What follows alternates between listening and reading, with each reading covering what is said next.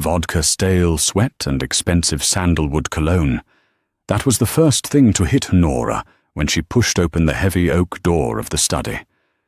Not a grand revelation, just a thick, humid odor that absolutely did not belong in a room usually smelling of polished leather and Dominic's imported cigars. She hadn't intended to check on him. Her hand was only on the brass knob because she'd found the ultrasound envelope in her coat pocket and wanted to leave it on his desk. A quiet, private surprise. 2 little beans on a grainy black and white printout. Instead, the door drifted open on silent, oiled hinges. Dominic's back was to her. The muscles of his shoulders flexed under his ruined, half-unbuttoned dress shirt. He had someone pinned against the edge of his mahogany desk. A woman. Her blonde hair was a tangled mess against the green leather blotter. Nora didn't need to see the woman's face. She knew that specific, breathless laugh. She knew the silver pendant dangling from the woman's neck because Nora had bought it for her 21st birthday. Lily. Her little sister. Nora didn't scream. She didn't drop the envelope. The movies always got that wrong, she realized in a dull, detached corner of her brain. Betrayal didn't come with a dramatic soundtrack or the shattering of glass. It came with a profound, sickening silence. Her stomach cramped a hard knot of pure nausea rising in her throat, tasting like the morning sickness she'd been fighting for 6 weeks. She watched Dominic's hands, the hands that had traced her spine hours ago, the hands that dismantled rival syndicates without a tremor grip her sister's hips. Nora's fingernails bit into her own palms until the skin broke. The pain was sharp grounding.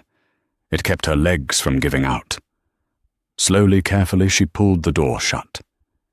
It clicked into the frame with a soft, dismissive snap. Neither of them heard it. They were too busy. Nora walked down the Persian runner of the hallway. Her feet felt like lead, yet she moved completely silently. She didn't go to their bedroom. She went straight to the hall closet, pulling down the worn canvas duffel bag she'd kept hidden behind winter coats since the day she realized Dominic's world of blood and money would eventually suffocate her. She just hadn't expected the suffocation to come from her own bloodline. 20 minutes. That was all it took to erase herself from Dominic Vane's life. She bypassed the jewelry the designer dresses the credit cards that tracked every swipe. She took the stacks of unmarked hundreds Dominic kept behind the vent in the guest bathroom for emergencies. She took her passport, 3 pairs of jeans, and the ultrasound photo. The drive out of the city was a blur of neon lights smearing across a rain-slicked windshield. The heater in her old sedan barely worked, blowing lukewarm air that smelled faintly of dust and exhaust. Nora gripped the steering wheel so hard her knuckles turned white, her jaw locked. She wouldn't cry. Crying was for victims, and she refused to be a casualty in Dominic's twisted game of loyalty. Months blurred into a miserable, grinding struggle for survival. She traded the sedan for cash and a rusted station wagon in a town that smelled like cow manure and diesel. She kept moving until she hit the edge of the country, a damp, forgotten fishing town on the Oregon coast, where the air was perpetually grey and tasted of dead crab and salt spray. The birth was brutal. No epidural, no hand to hold, just the sterile hum of a fluorescent light in an underfunded county hospital, and a nurse who smelled heavily of menthol cigarettes. When they finally laid the boys on her chest, Nora felt a terrifying, overwhelming weight. They were tiny, bruised, and screaming. Jack and Noah. 4 years later, the exhaustion had settled deep into her bones, becoming a permanent resident. Nora wiped down the Formica counter of the diner, ignoring the sticky residue of cheap maple syrup. The diner smelled intensely of burnt filter coffee and heavy bleach. Her lower back ached, a persistent throbbing that flared up every afternoon around 3 o'clock. Outside, the rain lashed against the fogged windows, blurring the passing headlights. "Your boys are drawing on the booths again. Nora." Marv, the line cook, grunted through the pass, tossing a ticket onto the metal spindle. Nora threw her rag into the sink. "I'll get them." "Thanks, Marv." She walked to the back corner booth. Jack and Noah were huddled over a placemat, completely absorbed. They were 4, but they had the quiet intensity of much older men. Noah had her messy brown hair, but his jawline was already a harsh angle. Jack, however, was a ghost. Every time Nora looked at him, her chest seized. He had Dominic's exact ash-grey eyes, the kind of eyes that looked straight through you, analyzing weaknesses. "Hey, monsters," Nora said softly, sliding into the booth across from them. Her uniform, a hideous shade of mustard yellow, smelled like fry grease. Jack looked up, a blue crayon gripped tightly in his fist. Noah coloured outside the lines. He reported flatly. "Did not," Noah muttered, shielding his paper. Nora reached out her rough, dishwater-chapped fingers, brushing Jack's cheek. The skin was warm, soft. Real. They were hers. Completely hers. No Mafia bloodlines, no betrayals, no mansions built on extortion and violence. Just a leaky 2-bedroom apartment over a hardware store and a diet of bulk bin pasta. It wasn't a fairy tale. Most nights she woke up sweating, heart hammering against her ribs, convinced she'd heard the sound of a luxury sedan crunching on the gravel outside. Paranoia was a cold, creeping thing that lived at the base of her neck. But as she watched her sons bicker over a blue crayon, the smell of burnt coffee fading into the background, she felt a grim sense of victory. She had survived. She had vanished, or so she thought. Rainwater pooled in the deep asphalt craters of the discount grocery store parking lot. Nora's left boot had a hairline crack in the sole, and freezing water seeped in with every step, soaking her cheap cotton sock. She ignored the discomfort, leaning her weight into the rusted shopping cart. The front right wheel was locked, screeching in a high-pitched metallic whine across the wet pavement. "Mom, it's loud," Noah complained, pressing his hands over his ears. He was shivering in his oversized raincoat, the plastic yellow material stiff with the cold. "I know, baby. Almost to the car," Nora lied. Her station wagon was parked at the far end of the lot, under the flickering buzz of a dying sodium street lamp. She hoisted a plastic bag, the handles digging viciously into the calloused skin of her palms.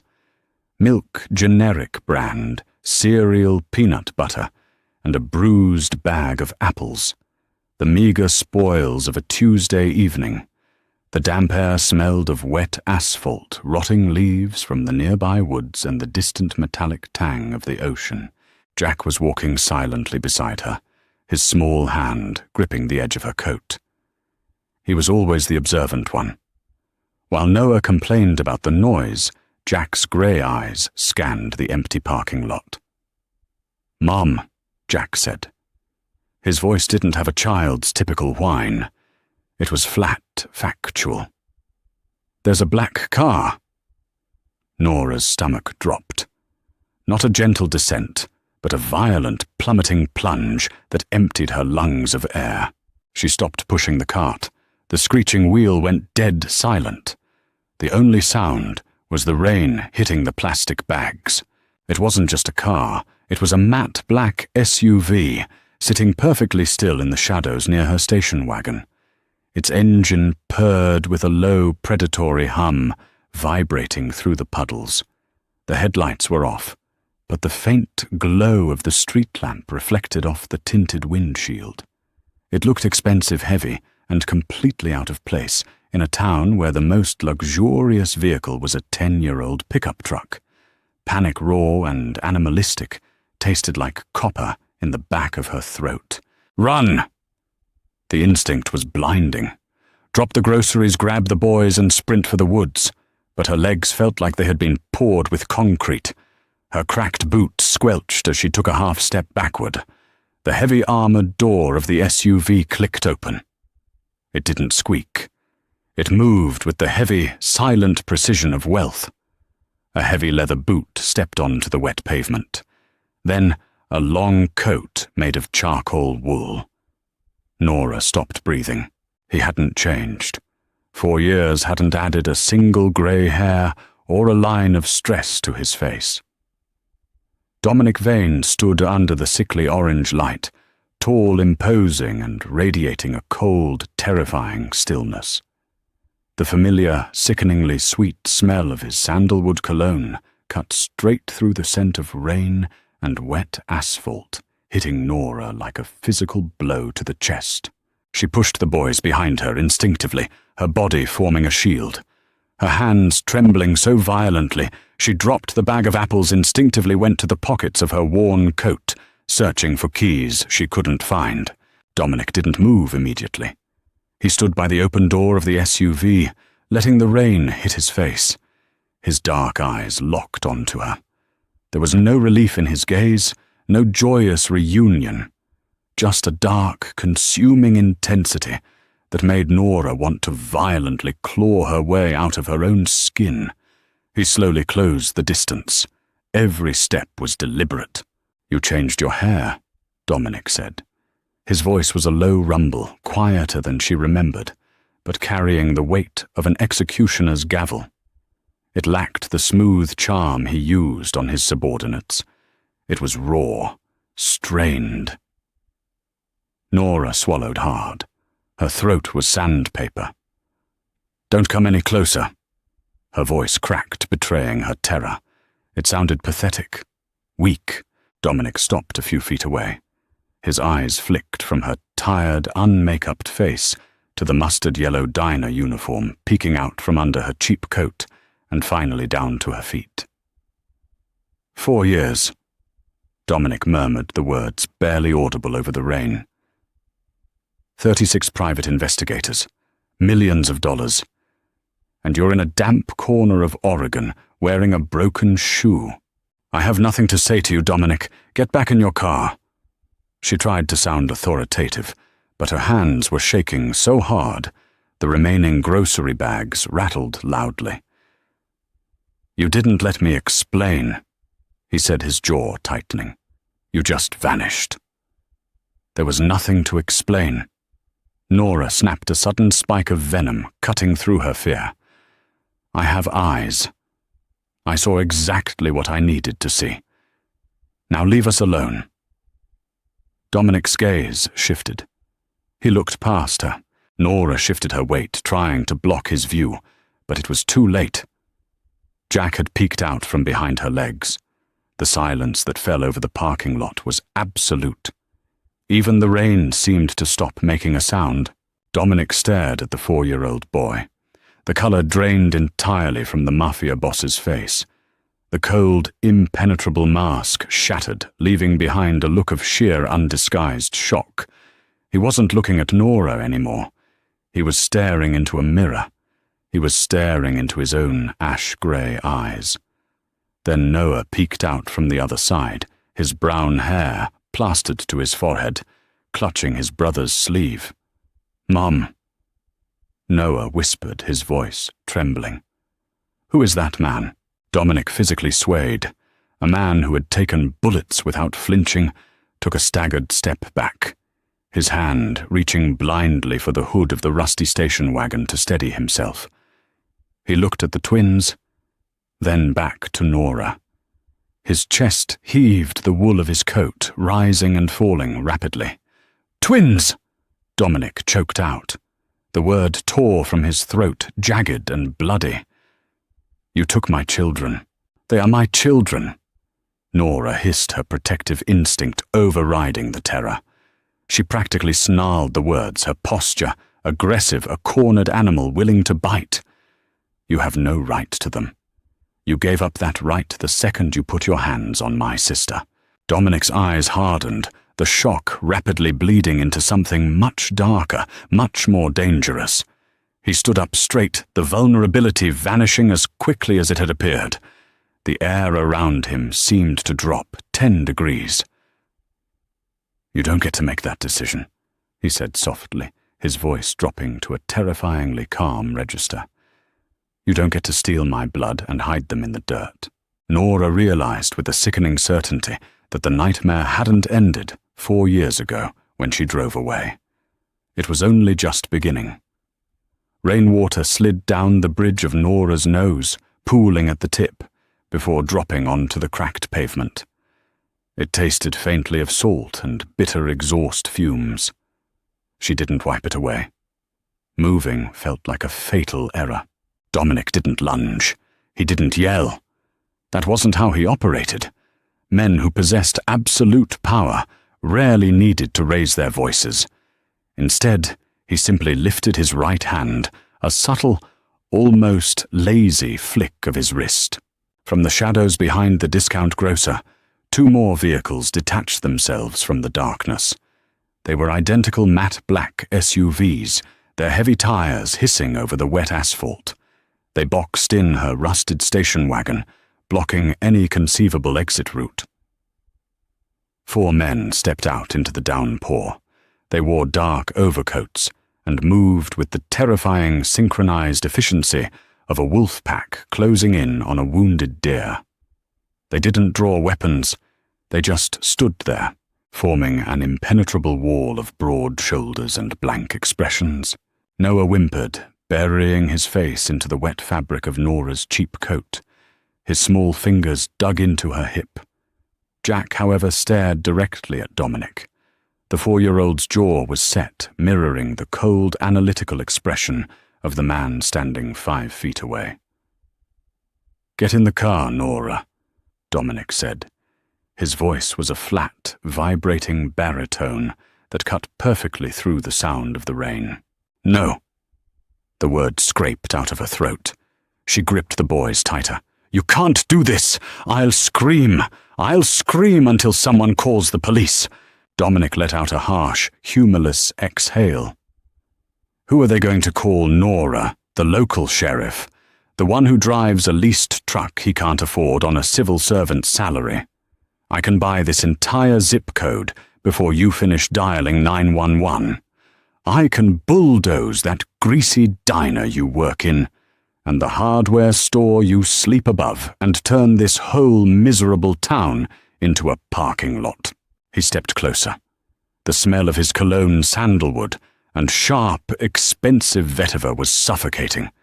It triggered a violent, involuntary muscle memory in her core, a phantom touch on her spine.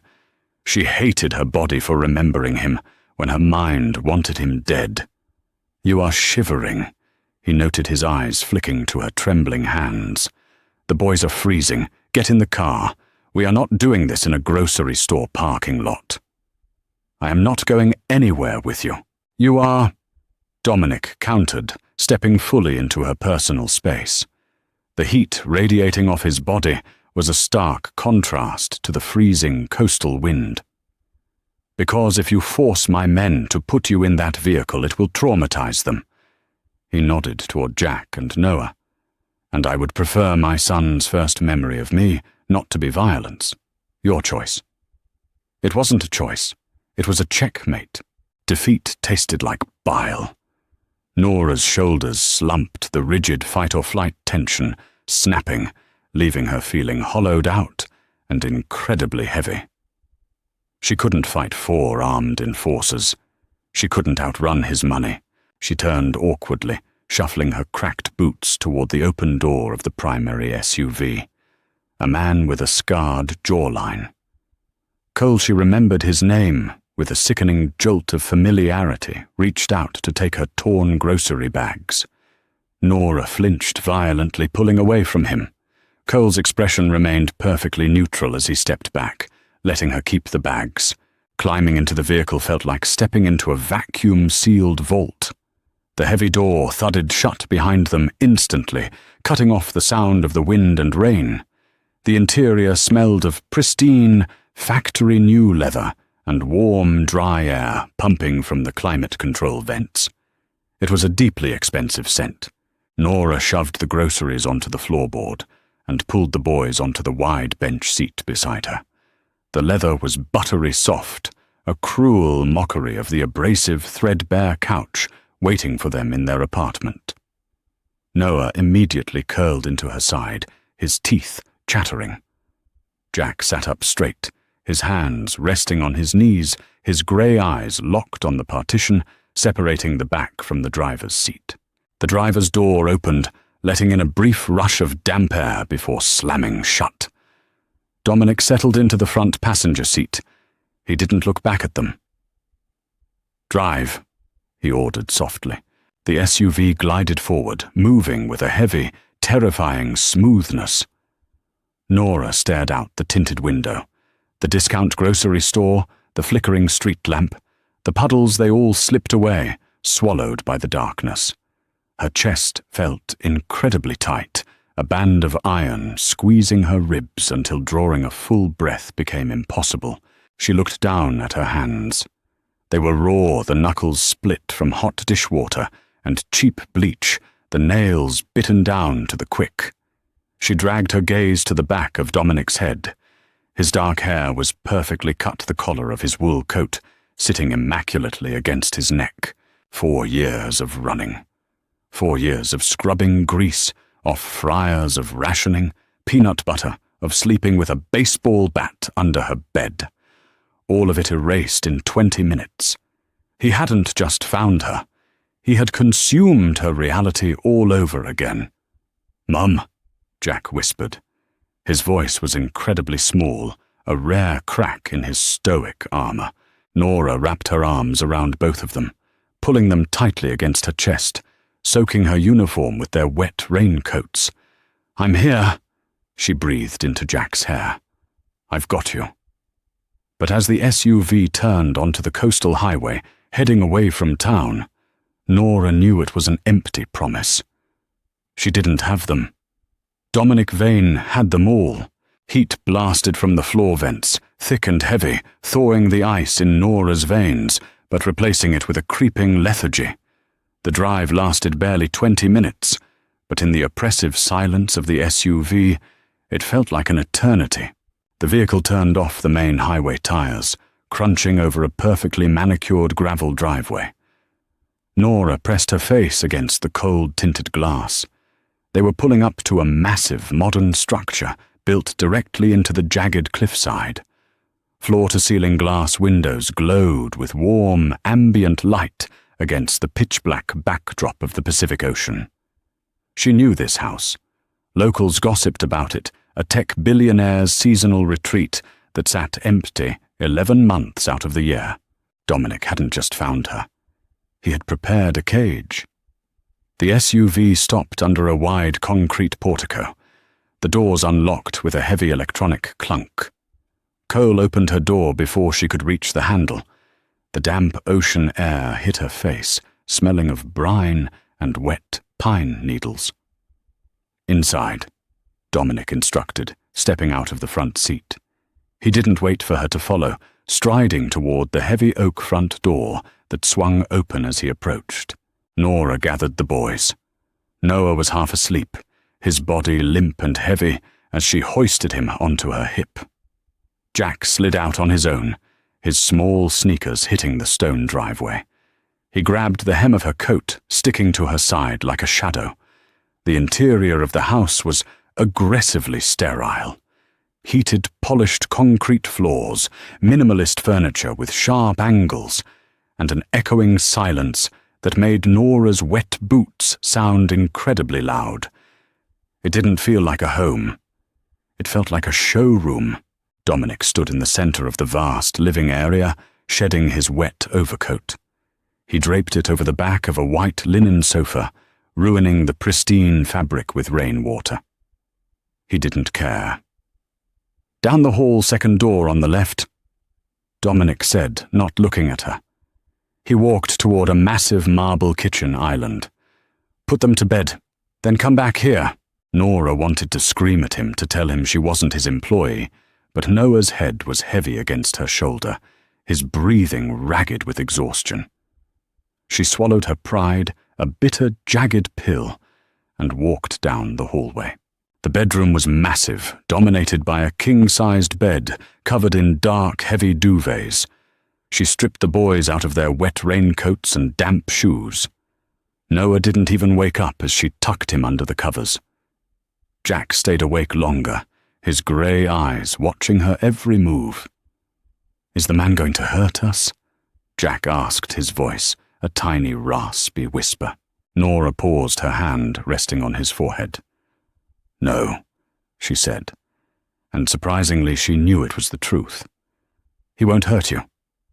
Me, she thought, is a different story. Go to sleep, Jack." She waited until his breathing evened out, plunging into the deep sleep of an exhausted child. She stood by the edge of the bed for a long time, listening to the muffled roar of the ocean crashing against the cliffs below.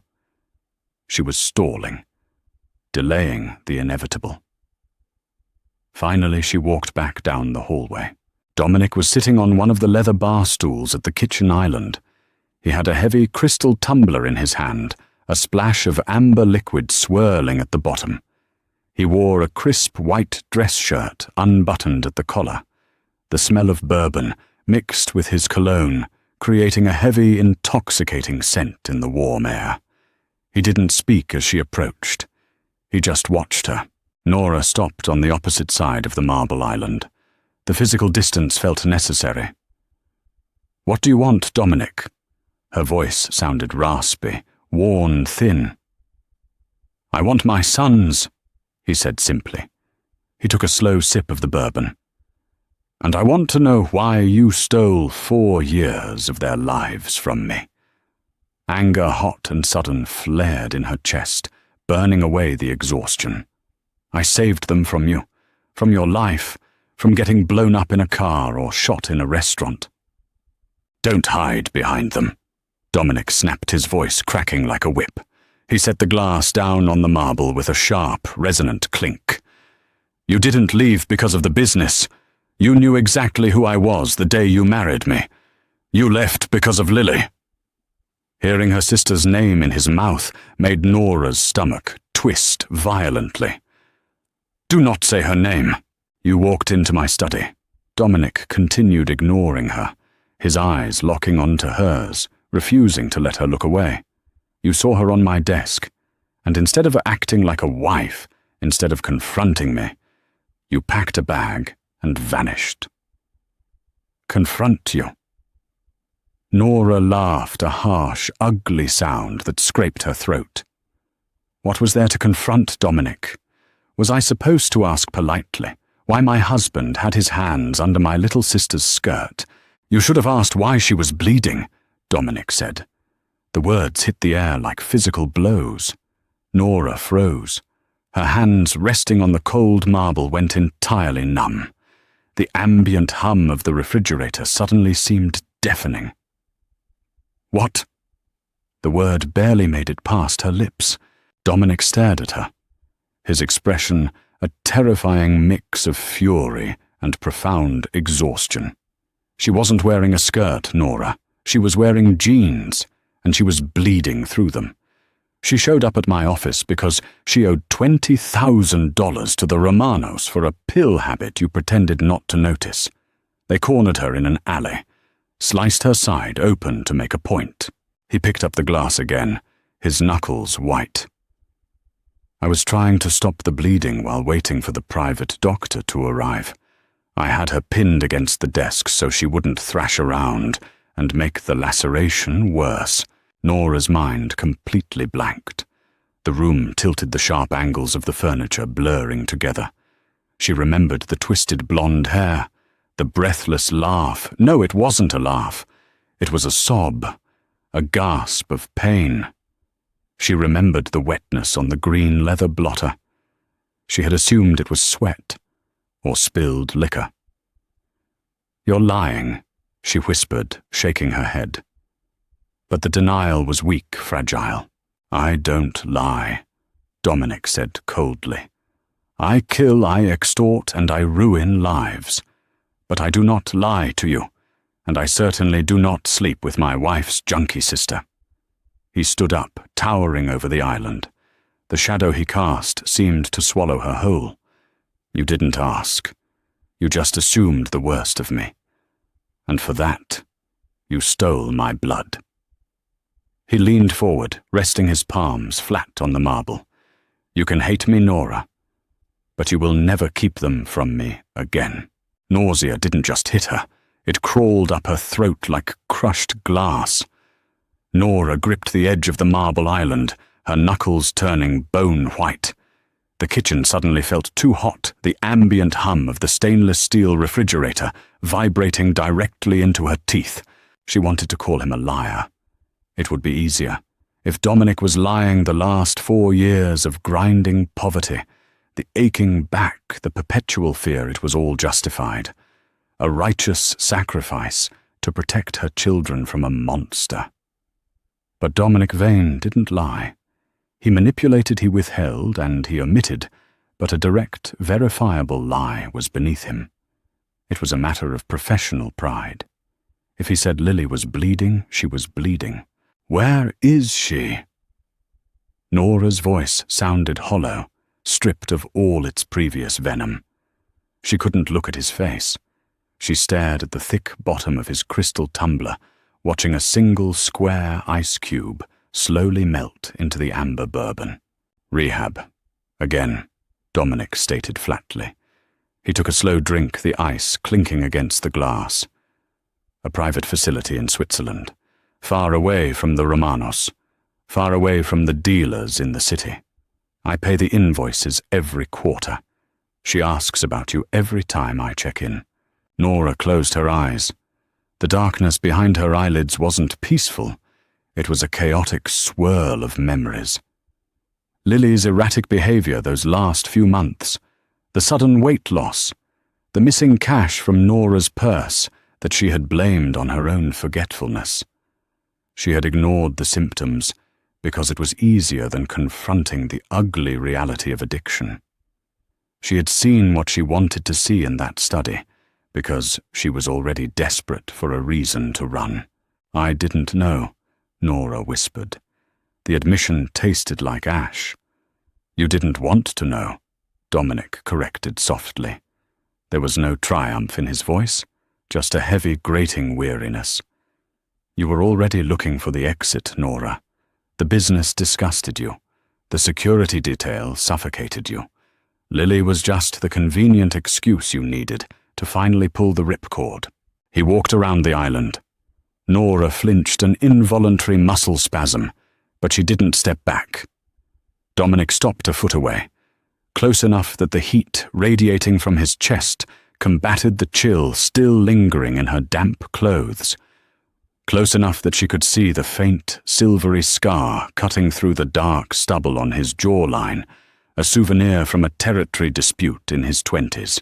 You're right, Nora said, forcing her head up to meet his gaze. Her eyes burned dry and hot, but she refused to cry. I was suffocating. Every time you left the house, I wondered if you were coming back in a car or a body bag. I hated the money. I hated the men who worked for you. But even if I was wrong about Lily, I wasn't wrong about the danger. She was sliced open in an alley because of your world, Dominic. Because the Romanos knew she was connected to you. She owed them money, Nora. They are loan sharks. It is business. It's blood. Nora snapped, slamming her palm against the marble. The stinging pain grounded her. It's violence. It's a sickness that infects everything around it. I drove away to protect myself. But the second those boys were born, I stayed away to protect them. I will not let them grow up learning how to calculate the blast radius of a car bomb. Dominic's jaw clenched. The muscles ticked under his skin. He reached out his hand, hovering in the space between them. For a fraction of a second, Nora thought he was going to wrap his fingers around her throat. Instead, he gently caught a damp strand of hair that had fallen across her cheek, tucking it behind her ear. His fingers were warm, calloused, and terrifyingly gentle. You think poverty is safe?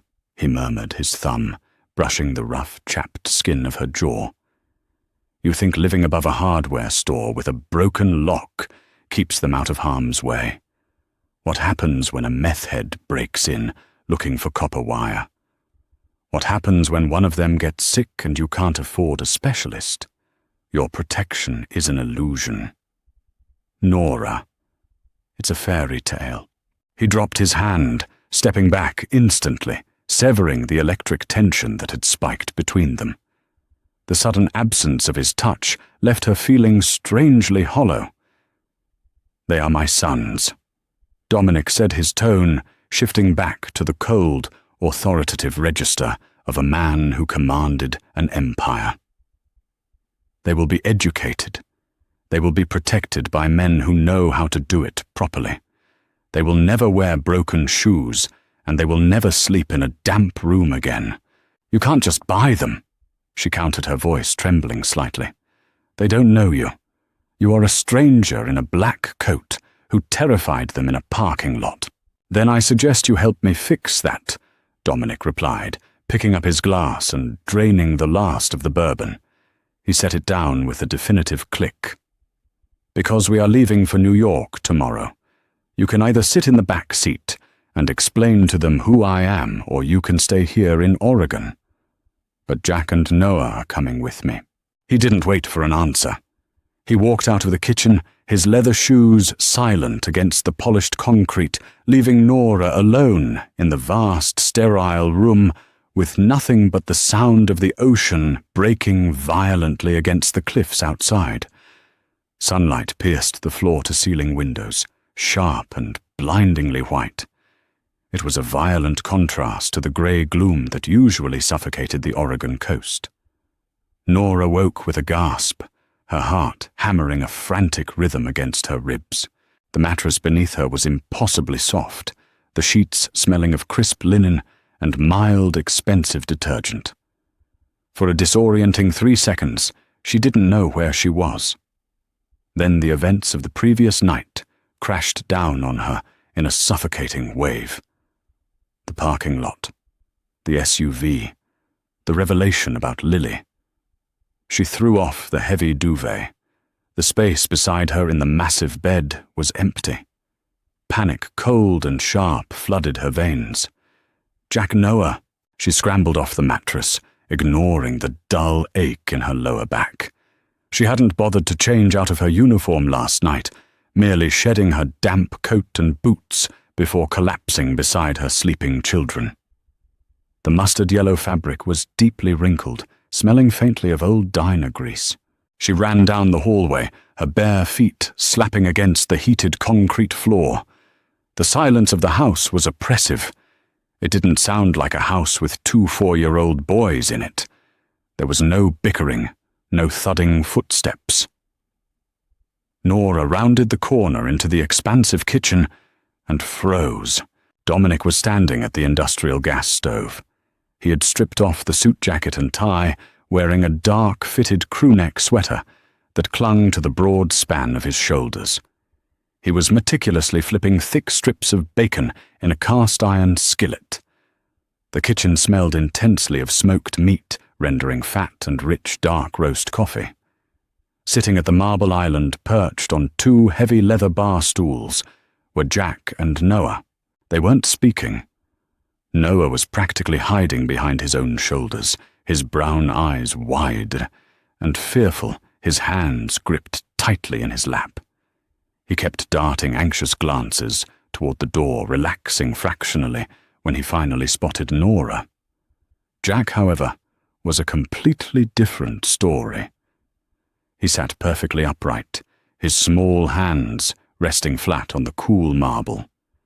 His ash-grey eyes were locked onto Dominic's back, analyzing every movement the man made with a quiet, unnerving intensity. "Mom!" Noah whimpered, slipping off the tall stool. His bare feet hit the floor, and he ran to her, burying his face in her thighs. Nora immediately dropped to her knees, wrapping her arms around him. "I'm here, baby. I'm right here." She pressed a kiss to the top of his head, her eyes flicking to Dominic. Dominic didn't turn around. He calmly transferred the bacon to a plate lined with a stark white paper towel. "They woke up 20 minutes ago," he said, his voice level. "I told them you were sleeping." "You shouldn't have been alone with them," Nora snapped, standing up and pulling Noah behind her leg. It was an instinctual defensive posture. Dominic finally turned. He looked at her, his expression unreadable, but there was a tightness around his eyes that hadn't been there last night. "I was making breakfast. I haven't poisoned them, Nora." He picked up 2 porcelain plates and walked around the island, setting one in front of Jack's empty seat and sliding the other toward Nora. Eggs perfectly scrambled and 3 strips of bacon. Simple. Efficient. Jack hadn't moved. He looked at the plate, then up at Dominic. "Why are your eyes like mine?" the boy asked. The bluntness of the question seemed to suck all the oxygen out of the room. Nora stopped breathing. She reached out, intending to pull Jack away to shield him from whatever cold, calculated response Dominic was about to deliver. But Dominic didn't brush the question off. He pulled out the stool next to Jack and sat down. For the first time, Nora saw the imposing Mafia boss look momentarily unsure. He didn't slouch, but the rigid, aggressive posture he usually carried himself with softened slightly. "Because I am your father," Dominic said. He didn't use a baby voice. He spoke to the 4-year-old with the same flat, factual tone he used in boardrooms. Jack didn't gasp. He didn't look confused. He simply digested the information, his brow furrowing slightly. "Mum said my father was lost." Dominic's gaze flicked to Nora. A dark, quiet anger simmered in his eyes, but he quickly redirected his attention back to the boy. "Your mother and I had a disagreement. She decided to go away for a while. I have spent a very long time looking for you. I was not lost. I just couldn't find you." "Are you going to yell at her?" Jack asked, his voice steady. "The man who lived downstairs yelled. He threw a bottle. It broke on our door." The silence that followed was heavy, thick with implications. Nora felt her face burn with shame. She had tried to hide that incident from them, packing them into the bathroom until the drunk neighbor had passed out in the hallway. Dominic's hands resting on his thighs slowly curled into fists. The knuckles turned stark white. When he spoke, his voice was dangerously quiet. "No." Dominic said, his eyes locking onto Jack's. "I am never going to yell at her, and no one will ever throw anything at your door again. I promise you that." Noah tugged on Nora's pants, peeking out from behind her legs. "Is he taking us away?" "We are going to my home," Dominic answered before Nora could. "It is a very big house in New York. You will have your own rooms. You will have a yard that isn't a parking lot." Nora watched the exchange, a profound sense of helplessness washing over her. She couldn't fight this. Dominic wasn't dragging them away, kicking and screaming. He was systematically dismantling the fragile, broken life she had built for them and offering a bulletproof alternative. Jack picked up a piece of bacon. He took a small bite, chewed methodically, and swallowed. He looked at Dominic, then at the plate, and finally at Nora. "The bacon is better than Marv's," Jack stated. Nora closed her eyes. It was a simple, childish observation, but it felt like the final nail in the coffin. The war was over. Dominic had won. Packing took exactly 12 minutes. Nora stood in the center of the cramped living room, above the hardware store, holding a single frayed canvas duffel bag.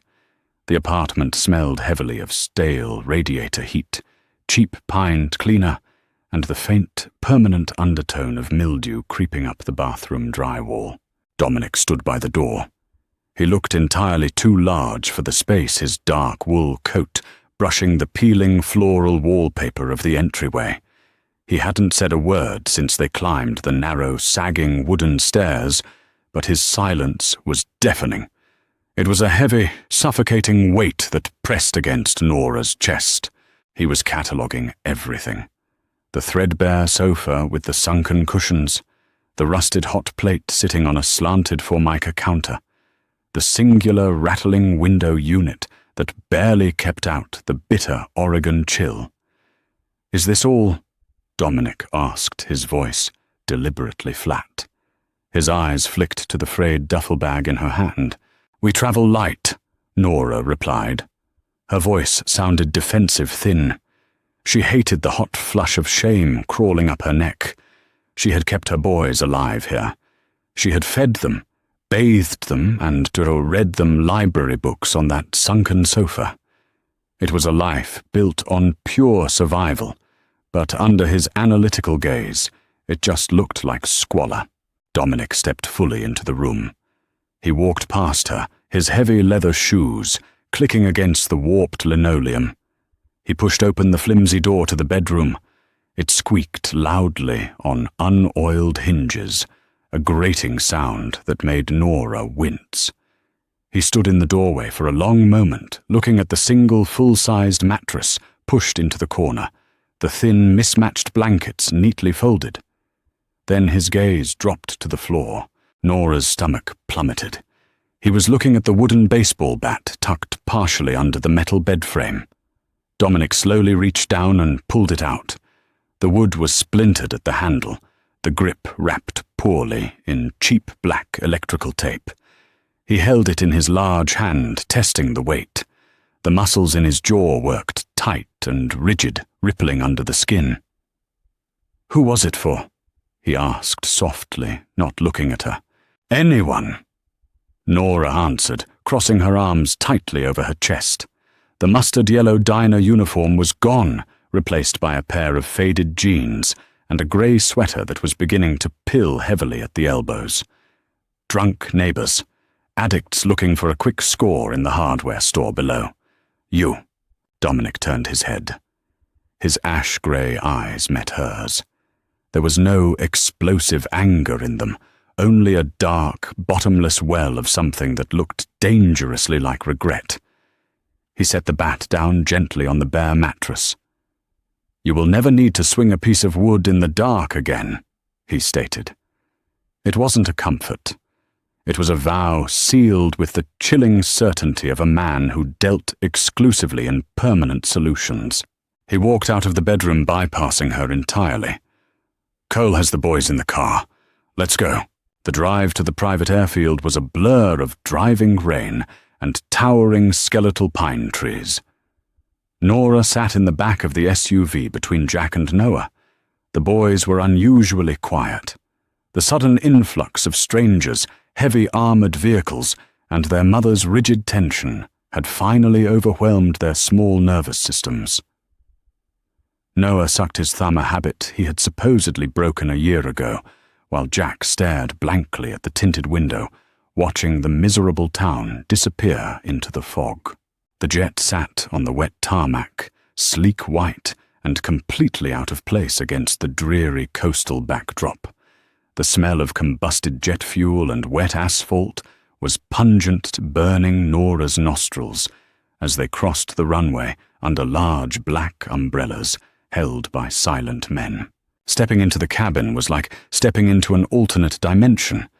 The air was perfectly temperature-controlled, smelling richly of polished mahogany, fresh linen, and expensive catering. Wide cream leather seats, polished brass fixtures, and a quiet ambient hum masked the roar of the engines spinning up. Nora buckled Noah into a wide seat. He was asleep before the plane even began to taxi, his small body utterly exhausted by the emotional whiplash.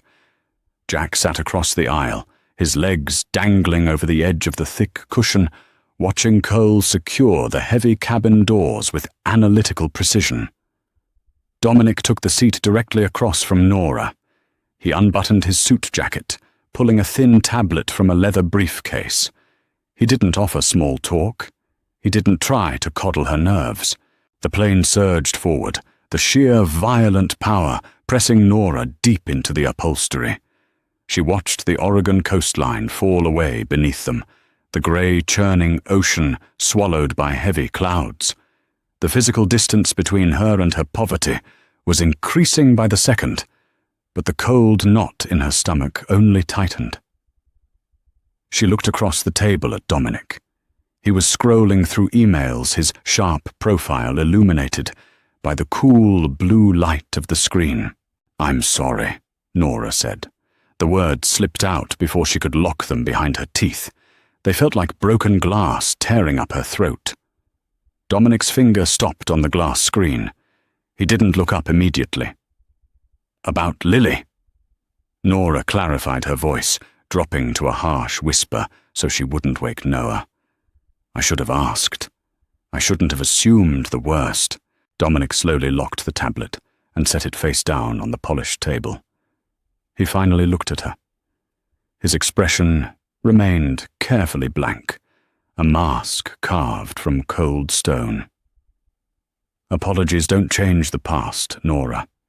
They don't give me back the first 4 years of my sons' lives." He leaned back in his seat, the leather creaking softly under his shifting weight. "You made a calculation. You thought I was a monster who would defile your bleeding sister in my own home. You acted accordingly. I was scared." She admitted the raw, ugly truth bleeding out of her. "You should have been scared of the Romanos," Dominic corrected smoothly, his voice devoid of pity.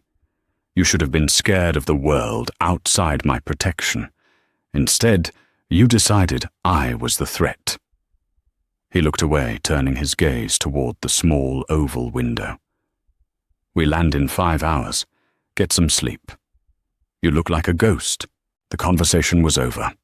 He had drawn the boundary line in the sand. He wasn't going to punish her physically, but he wasn't going to grant her absolution either. They were bound by blood and betrayal, locked in a metal tube, rocketing toward a city she had sworn never to return to.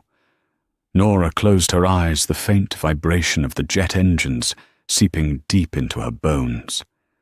And for the first time in 4 years, she didn't know what to fear more, the violent enemies waiting in New York, or the cold, indifferent stranger sitting across from her. Tires kissing the tarmac with a sharp, burning screech jolted Nora awake. The cabin was dim. The ambient lighting shifted to a cool, clinical blue.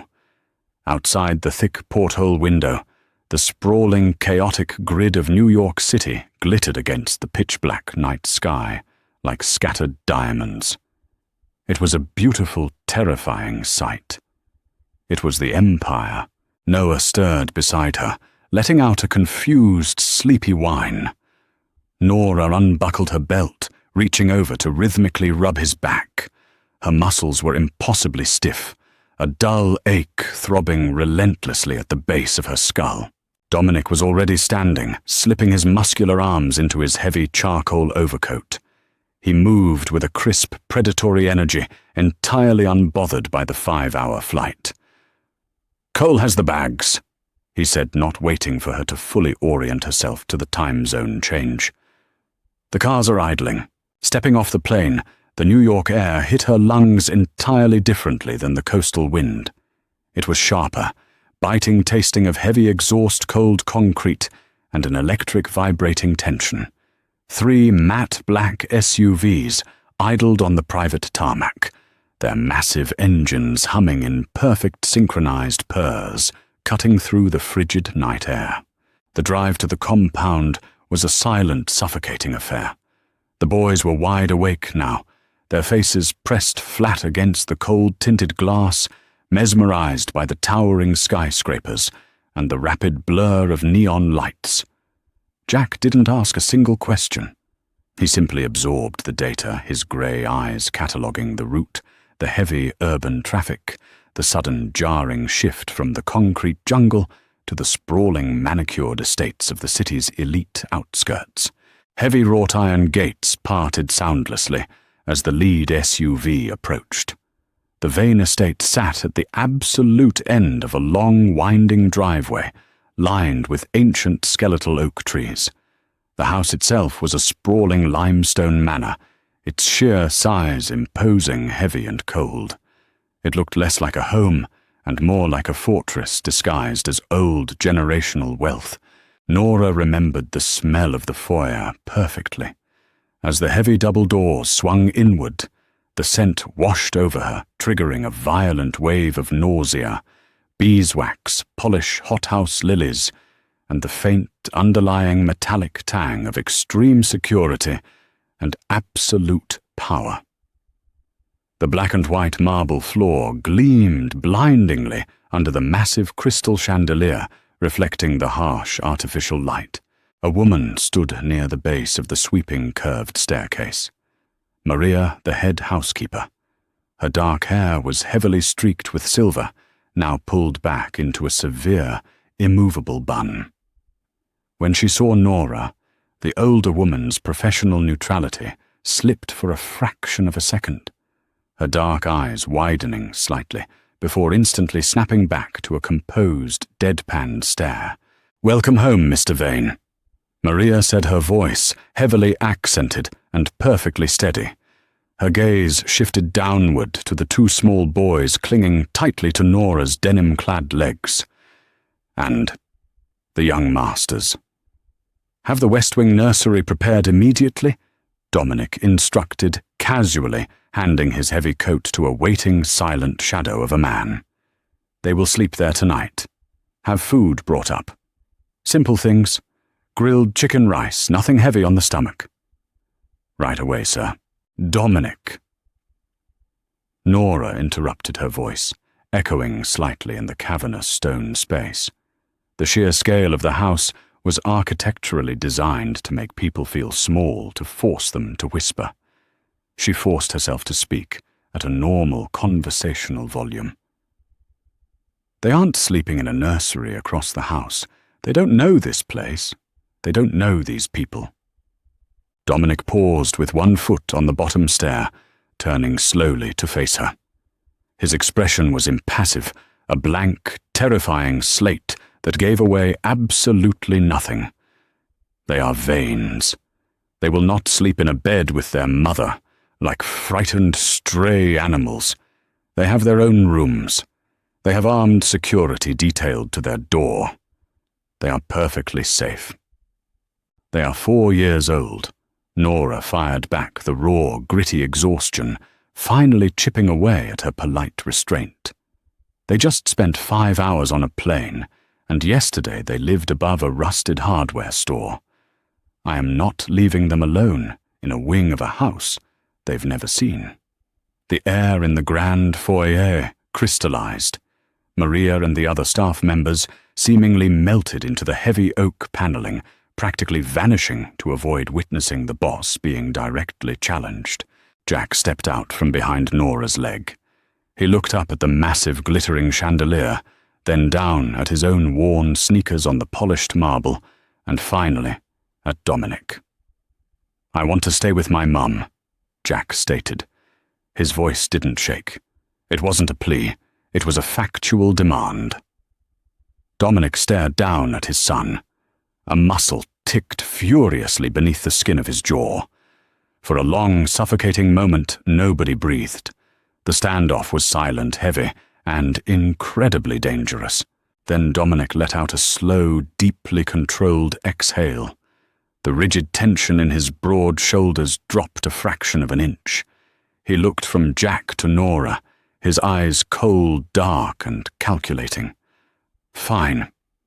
Dominic conceded the single word, clipped and sharp. "They sleep in the master suite tonight. Maria have a rollaway cot brought to the main bedroom." He didn't wait for a grateful response.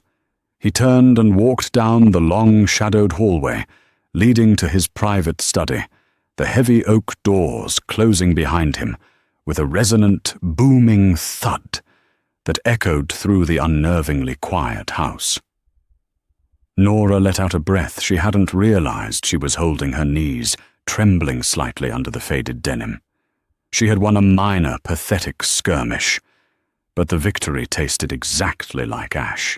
Maria stepped forward, her expression marginally softer now, though still heavily guarded. "Follow me, Mrs. Vane. I will show you to your rooms." "It's just Nora Maria," she said softly, gathering Noah into her arms. The boy was too heavy for her tired, aching back, but she desperately needed the physical anchor of his warm weight. Maria gave a small, sad, knowing smile, leading the way up the sweeping staircase. "In this house, Ma'am, you are exactly who he says you are. And tonight, you are Mrs. Vane." The master suite was exactly as she had left it 4 years ago. Deep burgundy accents, heavy velvet blackout curtains, and the faint lingering scent of his sandalwood cologne permanently embedded in the fibers of the expensive Persian rug. The massive king-sized bed dominated the room, an island of dark silk and thick down pillows. A maid quietly wheeled in a small cot, setting it up near the far wall, before quickly exiting without making eye contact. Nora mechanically went through the motions, helping the boys brush their teeth in the opulent marble bathroom, changing them into oversized t-shirts scavenged from Dominic's dresser, because their own clothes suddenly felt entirely too dirty for the pristine space. She tucked them into the massive bed, the two small bodies looking utterly swallowed by the expensive heavy linens. Noah fell asleep almost instantly, his small fist clutching a silk pillowcase. Jack stayed awake longer, his grey eyes tracing the intricate, hand-carved crown moulding on the high ceiling. "It's too big," Jack whispered into the darkness of the room. Nora sat on the edge of the mattress, running her fingers through his dark hair, feeling the steady thrum of his pulse beneath her thumb. "I know, baby. I know. Are we trapped here?" The question pierced straight through her chest, a jagged, agonizing truth ripping through the dark. She looked down at her son, seeing Dominic's analytical, hyper-aware eyes staring back at her in the dim light. She couldn't lie to him. Not about this. "Yes," Nora whispered softly, the words scraping her throat, tasting like absolute defeat. "Yes, we are." Silence in the master suite was a physical weight pressing down on Nora's chest until her lungs burned. Jack and Noah were finally asleep, their breathing synchronized in the massive bed. Nora lay on top of the covers, staring at the shadowed ceiling. The silk sheets beneath her chapped hands felt unnaturally smooth, almost repellent. Her body, conditioned by 4 years of sagging springs and rough cotton, violently rejected the luxury. She needed a drink of water, not from the pristine crystal carafe resting on the silver tray on the nightstand, but cold, biting tap water to shock her system into clarity. Slipping off the edge of the mattress, she moved silently on bare feet into the adjoining master bath. The cold marble floor sent a sharp ache up her calves. She turned the heavy brass faucet, cupping her hands and splashing the freezing water against her face. The smell of expensive milled soap clung to the air, suffocating in its richness. Leaving the bathroom, she bypassed the bed entirely. The hallway outside was dimly lit by wrought-iron sconces, casting long, distorted shadows against the imported limestone walls. At the far end of the corridor, near the top of the sweeping stairs, a man in a dark suit stood perfectly still. He didn't acknowledge her presence with a word, but his eyes tracked her every movement. It wasn't protection. It was observation. A silent reminder of her new reality. Nora walked in the opposite direction. She didn't consciously choose the destination, but deep-seated muscle memory guided her down the curving staircase and toward the west wing. The ambient temperature dropped slightly here, the air growing heavier. The heavy oak door to the study was slightly ajar. A single desk lamp cut a sharp yellow triangle of light through the absolute darkness inside. Nora paused at the threshold. This was the room, the exact spot where her old life had shattered. She expected the phantom scent of copper blood or Lily's cheap floral perfume to hit her a psychological trap. Instead, the air was thick with the smell of old paper leather polish and Dominic's persistent sandalwood cologne. Dominic was sitting behind the mahogany desk. He had discarded his dark sweater, wearing only a white undershirt that clung to his chest, the faint outline of old, jagged knife scars visible over his ribs. He wasn't working. He was staring at something small and rectangular, resting flat on the green leather blotter. Nora pushed the door open the rest of the way. The oiled hinges were completely silent, just as they had been 4 years ago. Dominic didn't look up, but his voice broke the quiet low and entirely stripped of its usual, impenetrable armor. I found this on the edge of the desk after the paramedics took Lily away. Nora walked closer, her bare feet sinking into the thick, plush fibers of the Persian rug. She stopped at the very edge of the lamplight. Resting on the desk right where he had pinned her sister to stop the bleeding was the grainy black and white ultrasound printout. The edges were heavily worn, the glossy paper creased, cracked, and softened by countless thumbprints. He had kept it. He had stared at it for 4 years. I thought it was a sick joke at first. Dominic continued his voice, barely a rasp, scraping against the silence of the room. He slowly traced the edge of the photo with his index finger. A parting shot to twist the knife. Then I realized you wouldn't use your own child as a weapon. You just dropped it in your panic. I had it in my coat pocket to surprise you, Nora said. Her voice felt terribly thin, vibrating in her throat. I was going to put it in a blank envelope on your chair. Dominic finally raised his head. The exhaustion in his grey eyes was absolute, hollowing out his face and making him look terrifyingly human, stripping away the myth of the untouchable boss. Every single day, Nora, I looked at this piece of paper every single day, knowing my blood was out there, growing, walking, speaking, and I didn't even know their names. The raw agony in his confession paralyzed her. This was the contradiction that tore her apart. He was a ruthless architect of violence, a man who ordered executions without a second thought. Yet looking at the worn, faded edges of the ultrasound, she saw a father who had been entirely hollowed out by grief. Their names are Jack and Noah. She whispered, the fight completely drained from her weary bones. Dominic stood up. He moved slowly, bypassing the heavy desk and closing the small distance between them. Nora didn't flinch. She let him step into her space. The heat radiating off his skin was a sharp contrast to the chill of the stone house. He reached out his large hands, gently cupping her face. His thumbs rough and calloused from years of holding cold steel and pulling triggers brushed over her cheekbones. "I know why you ran," he murmured, his breath warm against her forehead. "I understand the terror. But you have to understand this.